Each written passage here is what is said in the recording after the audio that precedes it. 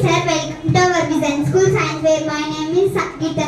Here are my friends Alekya, Sheshtra, Ritika, Rohita and Sananda. Our project name is Pots of Plants. Leaf.